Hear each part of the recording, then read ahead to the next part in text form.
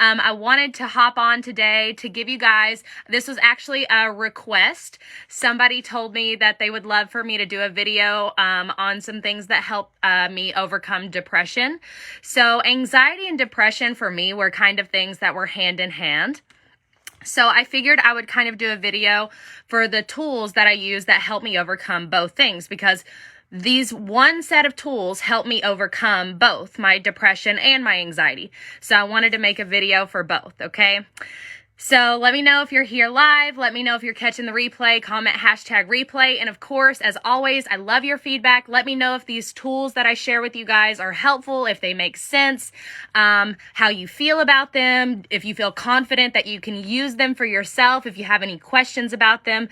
I always love to hear your feedback. So of course, in the comments, let me know what you guys are thinking about what I'm sharing with you guys today. And also let me know if you're following me, if you are understanding everything that I'm sharing.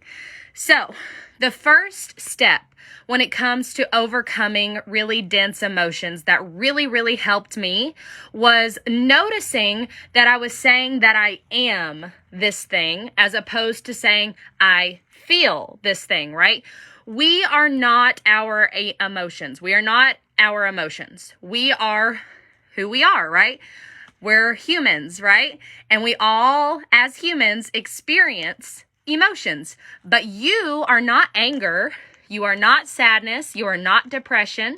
You are not these things. So when we say, I am depressed, I am anxious, we are subconsciously identifying as an emotion, and it automatically makes this emotion surround our entire force field because we are now whatever we just said we are. I am depressed. So now depressed is who we are, and it's surrounding our entire aura, our entire being, right? So when we say I am an emotion, we are identifying as the emotion, and the emotion becomes bigger than who we actually are because we've identified as it. So the first habit that really helped me make a shift in how I was experiencing emotions, because that's all we are. We are experiencing, we are human, divine human beings experiencing emotions. So I switched from saying I am the emotion to I feel. So instead of saying I am depressed, I feel depressed, right? This makes me feel depressed. It automatically makes it smaller. It automatically makes it smaller when you say I feel as opposed to I am.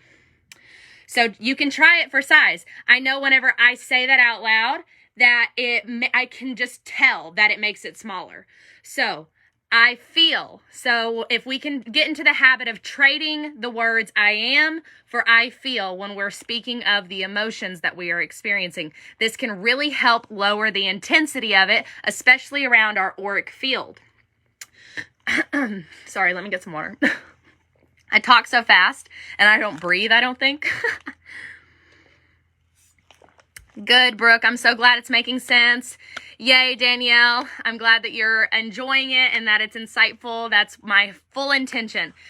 So the second tip that really helped me was how can we say a word that's less intense, right?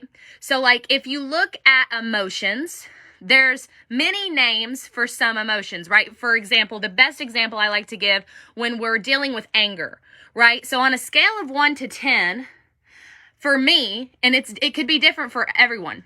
On a scale of 1 to 10, a number 10 for how intense something would be. If I am really intensely angry, I would say, oh, I feel pissed off.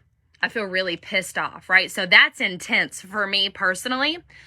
But on a scale of 1 to 10, a number 1, the least intense version of anger would be, oh, that makes me feel a little peeved. I'm a little peeved. And I can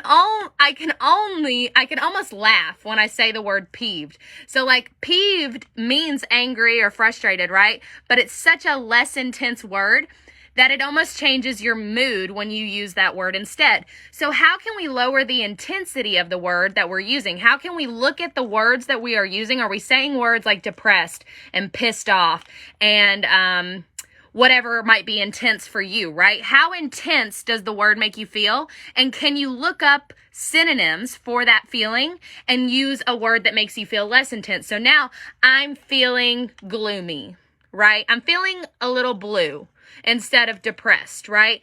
So now we're like looking at it a little bit different. Now, I don't want you to lie about how you're feeling. If the emotion feels intense and you feel like you really need to say depressed to get the point across to how sad you are, just say, I feel depressed. There's nothing wrong with that. But if you can lower the intensity, that's a good trick too, to help lower your experience with depression.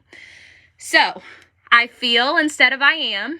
And how can we lower the intensity of the word, right? So the next thing is to look at the emotion that's coming up, whether it's anxiety or depression or anger or any of these dense emotions, right? So when this emotion comes up, let's acknowledge it. I feel this way, right? What is the positive intention behind this? What might be the reason that this emotion is here to help us, right? Why might we, so for example, if we're feeling depressed because we're thinking about our past, because in my experience, what I've learned is we experience depression when we get stuck in a memory from our past, and we experience anxiety when we get stuck in an experience trying to think about the future. So we get anxious about the unknown future and we get depressed about a painful past. That is typical in my research and in my own personal experience. So if we are feeling depressed or anxious, right, what might be the positive intention, right? Is depression showing up because we have ungiven love or maybe unreceived love that we're remembering, right? What is the positive intention that anger or depression or anxiety is showing up, right? Is anxiety showing up because it's trying to get us on the right track to our future, like it was for me? Is anger showing up because it's trying to protect us from something? Is depression showing up because it's trying to show us how much we love and care about something in our past that we didn't get to properly express? Right? How can we take a moment to reflect on what the emotion is trying to do for us? Because I promise all behaviors, all emotions, everything that we experience has a positive intention behind it. But we have to look for it. We have to take that time to reflect and look for it. So the next thing that you can do is you can actually meet these emotions. I don't know if you guys have ever seen the movie Inside Out or not, but that movie is spot on. Those little emotions, so it's a kid's movie. It's about this little girl and it's about all people, and they all have emotions in there controlling the control board of the human, of how we react, of how we think, of how we do things. It's the emotions. So joy had her own person, sadness has their own person, fear, anger, everything had their own little character.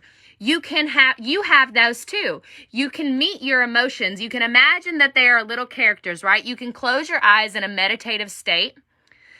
Yeah, I love it. I love that, Danielle. I'm glad you've seen the movie. So you can close your eyes and meet your emotions. So if it's depression or anxiety or anger that's bothering you or coming to you a lot, you can close your eyes in a meditative state and imagine that you're in a meeting room with your emotions, right? And ask them what they need. You can be the parent to your emotions. And how can you treat your emotions as if they were your 5-year-old or 4-year-old child? Right? Because that's kind of how they are, especially when they get temperamental. They kind of act like a child, right? So how can we meet depression and anger and anxiety as our little inner children that just need some attention, right? So how can we go have a meeting with them in our mind, right?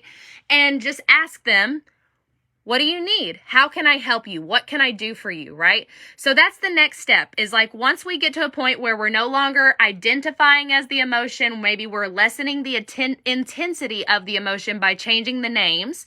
Now we're meeting the emotions face to face in our mind's eye, and we're asking them directly, what can I do for you? What do you need? They might cry. They might talk, they might tell you something, they might throw a tantrum. All they want is for you to pay attention and to listen to them and be there for them through whatever it is that they need to express themselves for. This is automatically going to lower the intensity. While they're expressing themselves, you might feel that feeling intensely, but as soon as you've witnessed what they needed, the emotion immediately feels better. At least my experience and my client's experience. So the next thing that you can do after you meet the emotion and you allow the emotion to express itself, the final thing that really helps me is how can we accept these emotions instead of trying to change them? When we embrace our emotions and we just say, hey, I'm feeling this way. What do I need? How can I help myself because I'm feeling this way? Instead of saying, or instead of trying to pretend we don't feel that way, or instead of getting angry at ourselves because we feel this way and we're trying to reject it, we're trying to change it. How can we embrace it, accept it, and go back to step 3 where we're looking for the positive intention of this emotion and appreciate it, right? How can we accept it and embrace it and then appreciate it for being a part of our human experience, right? What's it trying to tell us? What do we need to learn here? What do we need to embrace? What do we need to remember? Do we need to look at old pictures? Do we need to journal? Do we need to go sit out in nature? What do we need? It's trying to tell us something. Our emotions are just our messengers. Same for depression, anxiety, anger, all of our emotions, disgust, fear, all of them. Even happiness. Sometimes if we don't have a good relationship with happiness, if we don't feel happy all the time, happiness might need us to come check in on her and see how she's doing and check in what she needs, right? You can do this with happiness. You can do this with all of your emotions. But doing it with the dense ones really helps release that and create a better relationship with them. So that way when they show up, you can actually be there for them and listen to them and do whatever they need you to do instead of trying to be angry at yourself or judging yourself for feeling them. How can we embrace them and get curious about them instead and accept them and love them for how they are instead of trying to change them, right? Because then that just brings in rejection, fear, feelings of rejection of self, rejecting parts of ourself. It's just a whole bunch of mess when we try to change things instead of just accepting them for how they are.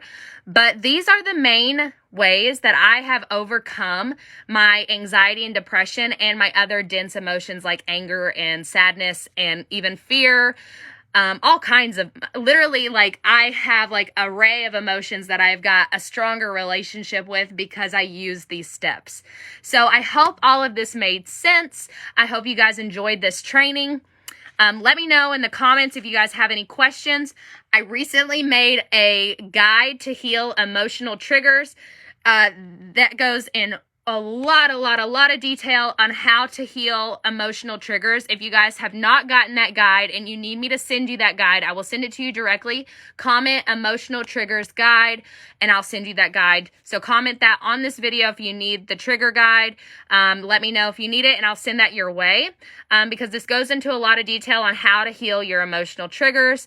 And it's kind of similar to the training that I did today, but a little bit different. So you could pair them together really well. If you watch this training and then listen to that guide, you guys can go pretty far in healing your emotions and healing your emotional triggers, especially your dense emotions like depression, anxiety, and anger, things of this nature. So comment below. Let me know if everything made sense. If you enjoyed this video, just comment below if you watched me. I love hearing from you guys. I want to say hey to everybody who chimed in. So let me know if you're catching this live, if you're watching the replay. I love it either way. I'm going to respond to you either way. And I'll see you guys next time.